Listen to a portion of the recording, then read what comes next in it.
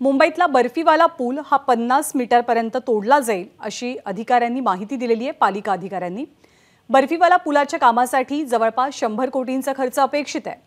बर्फीवाला पूल हा 50 मीटरपर्यंत तोडला जाईल आणि नव्यानं तो गोखले ब्रिजला जोडला जाणार आहे। वेदांत नेब आपल्या सोबत आहेत। वेदांत, मुंबईकरांच्या वाहतुकीच्या दृष्टीनं बर्फीवाला ब्रिज कसा महत्त्वाचा आहे आणि पुढचं नियोजन पालिकेच्या ब्रिजच्या बाबतीत नेमकं काय आहे?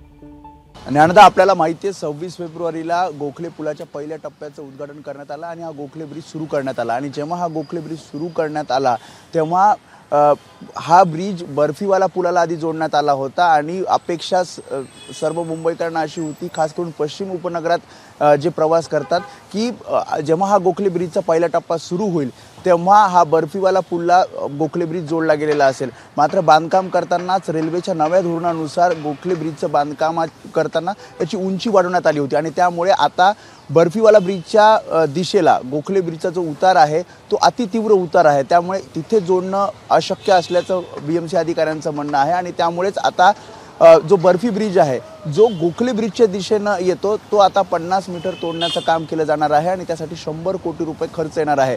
दुसऱ्या टप्प्यात म्हणजे गोखले ब्रिजचे ते दुसऱ्या टप्प्यातलं काम आहे, या कामामध्ये या सगळ्याचा या जोडकामाचा समावेश असणार आहे। VJTI संस्थेचे सल्लागारांनी तिथे पाहणी केली, त्याचा अहवालाची प्रतीक्षा आता मुंबई महापालिका अधिकाऱ्यांना आहे आणि जसा अहवाल प्राप्त होईल तसा बर्फीवाला ब्रिज हा गोखले ब्रिजला जोडण्यात येईल आणि त्यासाठी जसं मी आधी सांगितलं की 50 मीटरचं जे अंतर आहे ते तोडलं जाईल आणि हा मग जोडला जाणार आहे। त्यामुळे डिसेंबर 2024 पर्यंत हे दुसऱ्या टप्प्याचं बांधकाम जे आहे म्हणजे बर्फीवाला ब्रिज असेल आणि गोखले ब्रिजचं असेल ते पूर्ण होईल। त्यामुळे 2024 डिसेंबर पर्यंत मुंबईकरांना वाहतूक कोंडीचा काहीसा त्रास सहन करावा लागणार आहे, कारण विवेकानंद मार्ग असेल किंवा बर्फीवाला ब्रिजचा आसपासचा परिसर असेल तिथे गोखले ब्रिजचं पहिल्या टप्प्याचं उद्घाटन जरी झालेलं असलं, हा मार्ग जरी सुरू झालेला असला तरी वाहतूक कोंडीचा सामना काहीसा करावा लागतोय।